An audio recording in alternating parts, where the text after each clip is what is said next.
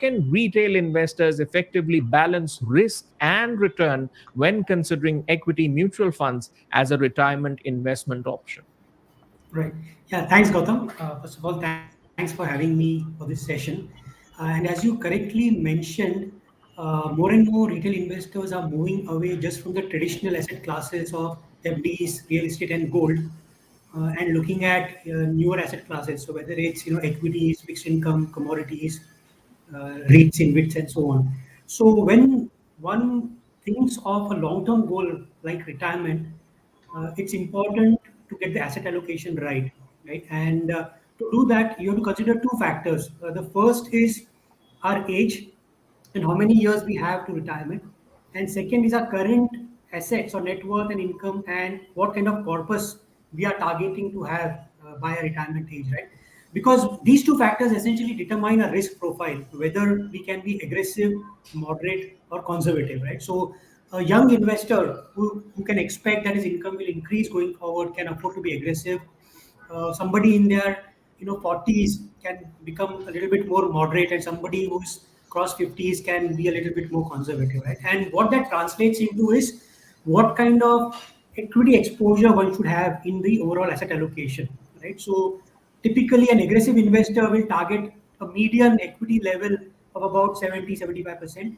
A moderate investor can target equity level of 50%, and a conservative investor can target an equity exposure of around 25 to 30%, right? And of the remaining allocation can be to other asset classes, whether it's fixed income or commodities like gold and silver and so on, right? Now, so that is the first decision to make, like what should be the equity exposure in the asset allocation. The second is, because you asked me to focus on equity, so within the equity exposure, how can we have a diversified portfolio, right? Now, so what we recommend is that of the equity portion, around 25 to 30% should be allocated to the large cap mutual fund categories, because these are more stable and they are lower risk, so they provide stability to the portfolio. Around 30-35% can be to the diversified category, which covers flexi cap funds, large and mid cap funds, and multi cap funds, right? So two-thirds of the portfolio, of the equity portfolio, should be allocated to the large cap and the diversified category.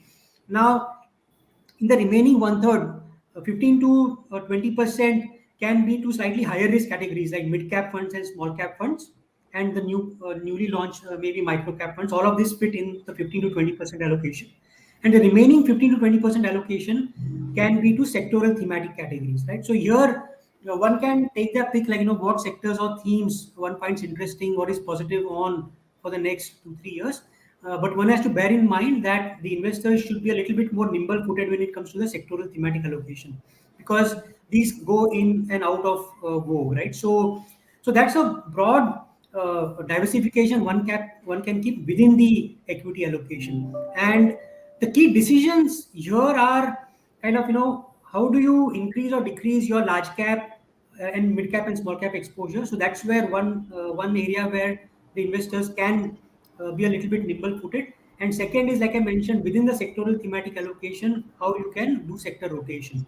And of course, if investors, if they are, let's say, busy with their job or their business, and they think we don't have the time, we don't have the capability, we don't have the interest in doing all of this, then the simplest thing they can do is just invest in, say, a multi-asset allocation fund or a balanced advantage fund or an asset allocation fund or fund, where the fund manager will take these decisions for them in terms of the asset allocation and which underlying stocks, bonds, mutual funds, and ETFs to invest in. But broadly, this would be kind of a way to for an investor to keep their life simple and still achieve their long-term goal of retirement. Absolutely. And it's this expanding universe of investment products which has given a certain amount of flexibility to a lot of plans, whether it's staying the course and, of course, moving forward after retirement. That was the view from the equity universe. I also want to understand more about the debt fund universe. And Nirav, I'll bring you in for that, because debt mutual funds, they're often seen as more stable investments. So could you highlight how they can contribute to a well-rounded retirement portfolio and the factors that investors should consider in this regard? Absolutely. Debt is probably one of the most underrated asset classes. Generally, when people talk about wealth creation, we tend to lean pretty heavily against equities in terms of our expectations of returns and building a corpus. Right, but debt is really underappreciated. The first and foremost thing that most investors must understand and acknowledge is that debt is not a non-equity component. That's not the way to look at it. Debt brings in its own unique features. So the most important features of debt is income generation, capital appreciation, and then finally, obviously, it cushions against volatility that is inherent in equity and similar asset classes. So these are a few features that fixed income or debt brings in. To create a well-rounded portfolio, it is important Yes. to understand the role that plays in a portfolio, and one needs Yeah. to allocate to debt. Uh, I'm sorry, there is some disturbance. That's I'm just slightly No distracted. worries. You can go ahead. Go ahead. So yeah, so while building a well-rounded portfolio, debt plays a more important and pivotal role than just diversifying against equity risk. One must allocate to debt in line with their risk appetite and their tenure to retirement, or the tenure that is remaining before they need the funds. So debt allocation needs to be matched with cash flow requirements in a way.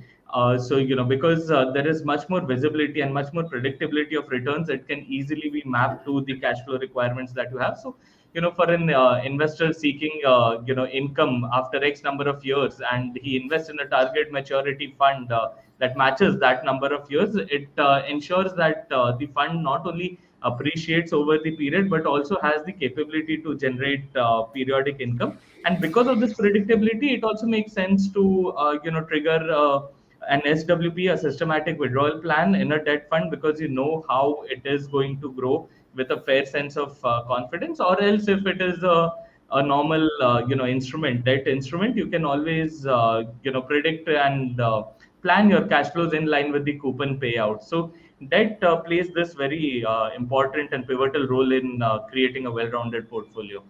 An investor education and awareness initiative of Aditya Birla Sun Life Mutual Fund. Mutual fund investments are subject to market risks. Read all scheme related documents carefully.